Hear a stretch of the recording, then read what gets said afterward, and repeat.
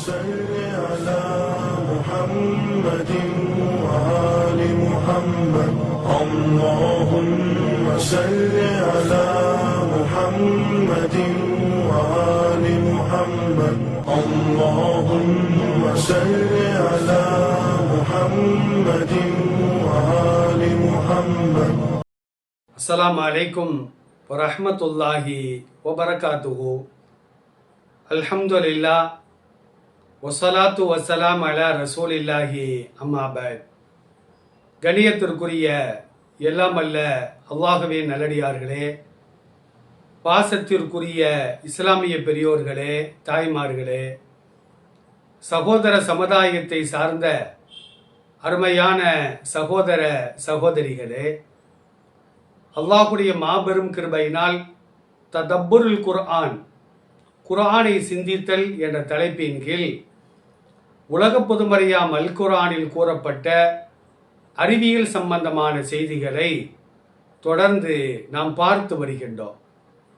அந்த வரிசையிலே நவீனமான வாகனங்கள் உருவாகும் என்பதை 1400 ஆண்டுகளுக்கு முன்பே அல்லாஹ் ரப்பல் ஆலமீன் அல் குர்ஆனிலே தெளிவாக சொல்லிவிட்டார். அந்த வசனங்கள் இறங்கும் பொழுது இந்த உலகத்தில் வாகனங்கள் என்று சொன்னால் குதிரை, கோவேரி கழுதை, கழுதை, ஒட்டகம் இவைகள்தான் பயணம் செய்வதற்கு வாகனமாக பயன்படுத்தப்பட்டு வந்தது என்பதை அல் குர்ஆனிலும் அல் ஹதீஸிலும் நம்மால் காண முடிகின்றது. நபிகள் நாயகம் ஸல்லல்லாஹு அலைஹி வஸல்லம் அவர்கள் மற்ற நபித்தோழர்கள் குதிரையிலே பயணம் செய்திருக்கிறார்கள், ஒட்டகத்திலே பயணம் செய்திருக்கிறார்கள், கோவேறு கழுதைகளிலே பயணம் செய்திருக்கிறார்கள், ஏன் கழுதைகள் கூட பயணம் செய்திருக்கிறார்கள். அல்லாஹு ரப்பல் ஆலமீன் இது குறித்து அல் குர்ஆனிலே 16வது அத்தியாயம் சூரத்து நஹல் என்ற அத்தியாயத்தில் 8வது வசனத்திலே மிக தெளிவாக பேசி காட்டுகின்றார். வல் ஹைல வல் பிகால வல் ஹமீர லிதர்கபூஹா, குதிரை, கோவேறு கழுதை, கழுதை இவைகளை நாம் படைத்தோம் எதற்காக? நீங்கள் அவற்றின் மீது ஏறி சவாரி செய்வதற்காக, பயணம் செய்வதற்காக என்று அல்லாஹு ரப்பல் ஆலமீன் இந்த வசனத்திலே சொல்லிவிட்டு வஸீனத்தன், அலங்காரமாகவும் அல்லாஹ் படைத்திருக்கின்றார். அரபு நாடுகளில் இப்போ நம்ம வீடுகளில் பைக்கை நிப்பாட்டி இருக்கிறோம், காரை நிப்பாட்டி இருக்கிறோம், அது ஒரு அலங்காரமாக காட்சி தருகிறது. அரபு நாடுகளில் ஒருத்தர் குதிரை வச்சிருந்தார் அப்படின்னா, வாகனமாக ஒட்டகம் வைத்திருந்தார் என்றால் அதை கொண்டு அவருக்கு ஒரு பெருமை, ஒரு அலங்காரம். இதைத்தான் அல்லாஹ் ரப்பல் ஆலமீன் இந்த வசனத்திலே பதிவு செய்து வைத்திருக்கின்றார். வயஹ்லுகு மாலா தஅலமூன். தொடர்ந்து அல்லாஹ் பேசுறான் பாருங்க. காலங்காலமா நீங்க கழுதையில தான் போவீங்க என்பது அல்ல, குதிரையில தான் போவீங்க என்பது அல்ல, கோவேறு கழுதைகள் தான் நீங்கள் செல்வீர்கள் என்பதும் அல்ல.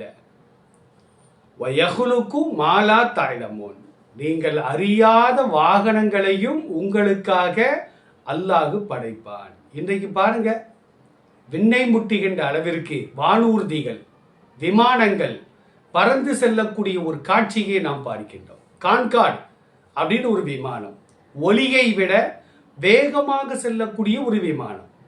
அந்த விமானம் பறப்பதற்கு தடை செய்து விட்டார்கள். ஏன்னா வீடுகள்லாம் அதிரும், இறங்கும் பொழுதும் ஏறும் பொழுதும் அது வெளிப்படுத்துகின்ற சப்தத்தினால் அருகில் உள்ள கெட்டிடங்கள்லாம் நடுங்கும் என்ற காரணத்தினால் அதை பறப்பதற்கு தடை செய்து விட்டார்கள். அப்போ இந்த மாதிரி கான்கார்டு போன்ற, ராக்கெட்டு போன்ற, விமானங்கள் போன்ற அல்லது சாலையிலே செல்லக்கூடிய, வேகமாக செல்லக்கூடிய வாகனங்கள் எல்லாம் பிற்காலத்தில் கண்டுபிடிக்கப்படும் என்பதை 1400 ஆண்டுகளுக்கு முன்பே அல்லாஹ் ரப்பல் ஆலமீன் இந்த வசனத்தின் மூலமாக சொல்லி காட்டுகின்றான். அதுவெல்லாம் இன்றைக்கு நிதர்சனமாக மாறி வருவதை கண்கூடாக நாம் பார்க்கின்றோம். ஒரு காலகட்டத்தில் மிதிவண்டியில தான் மக்கள் பயணம் செய்தார்கள். அப்புறமா மோட்டார் பொருத்தப்பட்ட வாகனங்கள் வந்தது. அதுவும் ஒரு ஒரு ஒரு மணி நேரத்திற்கு 30 கிலோமீட்டர் 40 கிலோமீட்டர் தான் போகும். அன்னைக்கு எடுத்த எடுப்பிலேயே 100 கிலோமீட்டர் செல்லக்கூடிய இருசக்கர வாகனங்களிலும் 4 சக்கர வாகனங்களிலும் விமானங்களிலும் ராக்கெட்டுகளிலும் மனிதன் பறந்து செல்வதை இன்றைக்கு நாம் நிதர்சனமாக பார்த்து வருகின்றோமே. இது குறித்து 1400 ஆண்டுகளுக்கு முன்பே அல்லாஹ் சொல்லிவிட்டான், வயஹ்லுக்கு மாலா தஅலமூன், நீங்கள் அறியாத கனரக வாகனங்கள், வேகமாக செல்லக்கூடிய வாகனங்கள், கப்பல், விமானம், அதே நேரத்தில் 4 சக்கர வாகனங்கள் எல்லாவற்றையும் அல்லாஹ் படைப்பான் என்று இந்த வசனத்தின் மூலமாக அல்லாஹ் நமக்கு தெளிவுபடுத்தி காட்டுகின்றார். அருமையானவர்களே, குர்ஆன் இறங்குகின்ற காலகட்டத்தில் வாகனம் என்று சொன்னால் அந்த 3 தான். என்னெல்லாம்? குதிரை, கோவேறு கழுதை. நபி ஸல்லல்லாஹு அலைஹி வஸல்லம் ஒட்டகத்தில் சவாரி செய்திருக்கிறார்கள். இந்து புராணங்களில் கூட பெருமானார் ஸல்லல்லாஹு அலைஹி வஸல்லம் அவர்களை குறித்து கூறப்பட்டிருக்கிறது. அவர் குடுமி வைத்திருக்க மாட்டார், தாடி வைத்திருப்பார். ஒட்டகத்தில் சவாரி செய்யக்கூடிய ரிஷினா ஒரு மத தலைவர் என்பதெல்லாம் இந்து புராணங்கள்ல கூட பதிவு செய்யப்படுகிறது. மஹாமது என்று பெயர் சூட்டப்பட்டிருப்பார். லிங்கசேதி அதாவது ஹத்னா செய்யப்பட்டிருப்பார் என்றெல்லாம் இந்து புராணங்களிலே குறிப்பிடுகின்ற பொழுது அந்த மத தலைவர் ஒட்டகத்தில் பயணம் செய்வார். ஒட்டகத்தில் பயணம் செய்த மத தலைவர்களில் பெருமானார் ஸல்லல்லாஹு அலைஹி வஸல்லம் அவர்கள் மட்டும்தான் உண்டு. மற்ற மத தலைவர்கள் ஒட்டகத்தில் பயணம் செய்ததாக எந்த குறிப்பிலும் காணப்படவில்லை. அப்ப ரசூலுல்லாஹ்வுடைய காலத்தில் இந்த 3ஓடு ஒட்டகமும் பயணம் செய்வதற்கு வாகனமாக செயல்பட்டது என்பதை ஹதீஸ்களின் மூலமாக நாம் பார்த்து வருகின்றோம். இந்த 3 குர்ஆனில் கூறப்பட்ட இந்த 3 வாகனங்களில் முதல் வாகனமாக அல்லாஹ் கூறுவது வல்கைல, குதிரை என்று அல்லாஹ் சொல்லுகின்றார். குதிரை இருக்கின்றதே பாலூட்டி இனத்தை சார்ந்த தாவரங்களை மட்டும் உண்ணக்கூடிய ஒரு விலங்கு, ஒரு பிராணி. கிமு ஈசா அலைஹிஸ்ஸலாம் பிறப்பதற்கு முன்னால 4000 ஆண்டுகளுக்கு முன்பே மனிதனால் பழக்கப்பட்ட ஒரு விலங்கு. ஈசா அலைஹிஸ்ஸலாம் பிறப்பதற்கு 4000 ஆண்டுகளுக்கு முன்பே மனிதன், அவர் ரசூலுல்லாஹ் பிறக்கவே இல்லை. ஈசா அலைஹிஸ்ஸலாம் அவர்கள் பிறப்பதற்கு 4000 ஆண்டுகளுக்கு முன்னால், கிமு 4000 ஆண்டுகளுக்கு முன்பே மனிதனால் பழக்கப்பட்ட பயணம் செய்வதற்கு, போர் செய்வதற்கு, சுமைகளை சுமந்து செல்வதற்கு, ஒரு ஊரிலிருந்து மற்றொரு ஊருக்கு வேகமாக செல்வதற்கு மனிதனால் பயன்படுத்தப்பட்ட ஒரு விலங்குதான் இந்த குதிரை. 20ஆம் நூற்றாண்டு வரையிலும், இப்ப நம்ம 21ஆம் நூற்றாண்டிலே வாழ்ந்து கொண்டிருக்கின்றோம். 20ஆம் நூற்றாண்டு வரையிலும் மனிதன் குதிரையை பயன்படுத்தியிருக்கின்றார் வாகனத்திற்காக என்று வரலாற்று குறிப்புகளிலே நாம் பார்த்து வருகின்றோம். அதே நேரத்தில் மேற்குலக நாடுகளில், மேற்கத்திய நாடுகளிலே வயல்களில் ஏர் உழுவதற்கும் குதிரைகளை பயன்படுத்தினார்கள் என்பதை வரலாறுகளின் மூலமாக நாம் பார்த்து வருகின்றோம். இன்னும் சில பகுதிகளில் உணவுக்காக கூட குதிரையை அறுத்தார்கள், குதிரை மாமிசத்தை சாப்பிட்டு இருக்கிறார்கள். பண்டைய அரசு படைகளில் குதிரை படை என்று ஒரு படையே இருந்தது. காலாட்படை, விமானப்படை, கப்பல் படை என்பதை போன்று குதிரை படையும் இருந்தது. இன்றைய காலகட்டத்தில் கூட இந்திய திருநாட்டிலே குடியரசு தினம், சுதந்திர தினம், இந்த மாதிரி தினங்கள் அணிவகுப்பு நடக்கும் பொழுது குதிரை படையும் சேர்ந்து வருவதை நாம் பார்த்து வருகின்றோம். தமிழகத்திலே, இந்திய திருநாடுகளிலே கப்பல் கடற்கரை ஓரங்களாக கண்காணிப்பதற்காக காவலர்கள் அந்த குதிரையின் மீது ஏறி செல்லக்கூடிய ஒரு காட்சியை நாம் பார்க்கின்றோம். இதெல்லாம் மறுக்க முடியாத செயல்கள். குதிரையின் தோல், குதிரையின் எலும்பு, குதிரையின் முடி, குதிரையின் பல், இவற்றின் மூலமாக மனிதனுடைய பயன்பாட்டிற்கு தேவையான அலங்கார பொருட்கள், தேவையான பொருட்கள் தயாரிக்கப்பட்டு வருகிறது. வேகமாக ஓடக்கூடிய திறன் கொண்டதுதான் இந்த குதிரை என்பதாக செய்திகள் நமக்கு தெளிவாக சொல்லி காட்டுகின்றன. குதிரைக்கு ஒரு தன்மை என்ன தெரியுமா? நின்று கொண்டே தூங்கும், நின்று கொண்டே தூங்கும் என்பதாக விலங்கியல் ஆய்வாளர்கள் நமக்கு தெளிவாக சொல்லி காட்டுகின்றார்கள். குதிரையின் கர்ப்ப காலம் எவ்வளவு தெரியுமா? 11 மாதங்களிலிருந்து 12 மாதங்கள். இதனுடைய ஆயுள் காலம் எவ்வளவு தெரியுமா? 25 ஆண்டுகளிலிருந்து 30 ஆண்டுகள். இவ்வளவுதான் அவருடைய ஆயுள் காலம் என்பதையும் விலங்கியல் நிபுணர்கள் சொல்லி காட்டுகின்றார்கள். ஒரு குதிரை, முதிர்ச்சி அடைந்த ஒரு குதிரை 420 கிலோ எடை கொண்டதாக இருக்கும். 420 கிலோ எடை கொண்டதாக இருக்கும். குதிரை என்பது அரபு நாடுகளிலிருந்து இறக்குமதி செய்யப்பட்ட, இந்தியா போன்ற மற்ற நாடுகளுக்கு அரபு நாடுகளிலிருந்து இறக்குமதி செய்யப்பட்ட ஒரு உயிரினம். அது குதித்து ஓடுவதை பார்த்துதான் குதிரை என்று பெயர் சூட்டினார்கள். குதிச்சு குதித்தா ஓடும். குதிரையை பார்த்தா அப்படின்னா நம்மள மாதிரி அது ஓடாது, மற்ற பிராணிகளை போன்று அது ஓடாது. கால்களை மடக்கி தூக்கி எடுத்து வைத்து குதித்து குதித்து தான் அது ஓடும். குதிரை சவாரி செய்வது என்பது எல்லோருக்கும் சாத்தியம் அல்ல. அதற்கு தனியாக நாம் படிக்க வேண்டும். குதிரை சவாரி செய்ய தெரியாதவர்கள் குதிரையில் ஏறி உட்கார்ந்தால் குதிரை மட்டும் தான் போய்கிட்டு இருக்கும், இவர் கீழே விழுந்து கிடப்பார். அப்ப குதிரை என்பது குதித்து ஓடுவதை பார்த்துதான் அதற்கு குதிரை என்று பெயர் வைத்தார்கள். அதே நேரத்தில் பரிந்து ஓடுகின்ற காரணத்தினால், பரிந்து அப்படின்னா வேகமாக அர்த்தம். தமிழ் அகராதியை நாம் புரட்டி பார்த்தால் பரிந்து அப்படிங்கிறதுக்கு என்ன அர்த்தம், என்ன பொருள் அப்படின்னா வேகமாக அர்த்தம். அப்ப பரிந்து ஓடுகின்ற காரணத்தினால் குதிரைக்கு மற்றொரு பெயர் பரி, பரி என்று சொல்வார்கள். ஒரு பேச்சாளர் கூட மேடையில பேசுறார், கரி மீது ஒருவன் வந்தான், பரி மீது ஒருவன் வந்தான், கரி மீது வந்த ஒருவன் பரி மீது வந்த ஒருவனை கொலை செய்து விட்டான் அப்படின்னு பேசினாராம். சபையில எல்லாத்துக்கும் அதை கேட்கறதுக்கு இனிமையா இருந்துச்சு. கூட்டம்லாம் முடிஞ்சு வீட்டுக்கு போட வேண்டாம், மனைவி கேட்குறாங்க கணவன்கிட்ட, அந்த பேச்சாளர் என்னமோ கரீண்டாரு பரீண்டாரு, உங்களுக்கு ஏதாச்சும் விளங்குச்சான்னு கேட்டாராம். எனக்கு விளங்கலன்ட்டார் அவர். இந்த மாதிரி தான் கூட்டத்தில் வந்த எல்லாத்துக்குமே கரீனா என்ன பரீனா என்னன்னு தெரிய மாட்டேங்குது. அப்ப மறுநாள் விசாரிக்கும் பொழுதுதான் கரி என்று சொன்னால் யானை, பரி என்று சொன்னால் குதிரை. யானையில் வந்த ஒருவன் குதிரையில் வந்த ஒருவனை கொலை செய்து விட்டான். அதுக்கு ஏன் அவர் கரி பறிங்கணும், பேசாம யானை சொன்னா விளங்கிட்டு போதும் மக்களுக்கு என்று ஒரு கதை சொல்வார்கள்.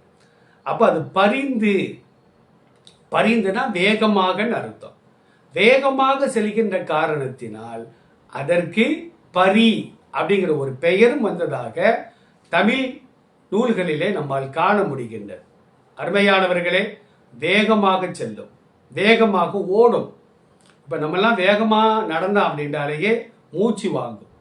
ஆனா குதிரை இருக்கு பாருங்க, எவ்வளவுதான் வேகமா ஓடினாலும் அதுக்கு மூச்சு இறைக்கவே செய்யாது. அதுக்கு என்ன காரணம்? விலங்கியல் நிபுணர்கள் சொல்லி காட்டுவார்கள்.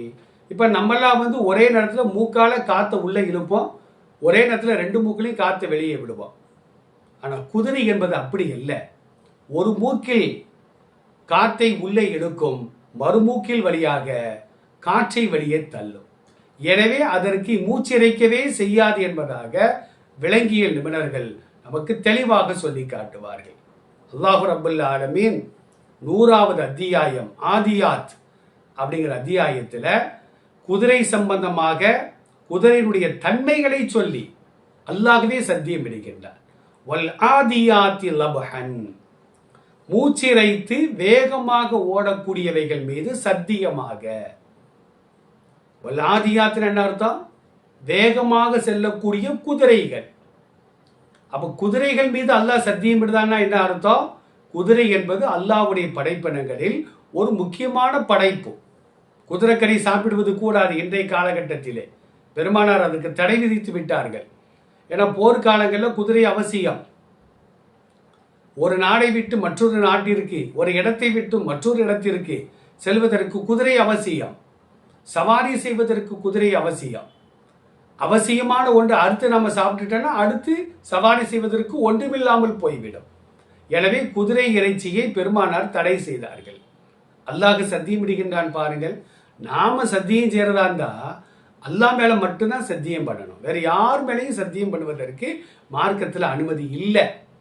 ஆனா அல்லாஹ் அவனுடைய படைப்பினங்களில் மனித சமுதாயத்திற்கு எது முக்கியமான படைப்பாக இருக்கிறதோ அவைகளை வைத்து பெருமானார் அல்லாஹ் ரப்பல் ஆலமீன் சத்தியம் செய்வார்.